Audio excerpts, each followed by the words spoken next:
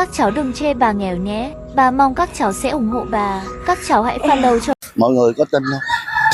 Tôi từng là một thanh niên rời bỏ ruộng vườn để lên thành phố lập nghiệp, và đã từng rất thành công luôn. Tôi từng có nhà lầu nè, có xe hơi, tiền vàng thì bao la luôn, và cuộc sống luôn luôn lúc nào cũng như là trong mơ hết trơn. Nhưng mà rồi mọi thứ ổng phút chốc nó tan biến đi, chỉ bởi tiếng chuông báo thức. Chào cha.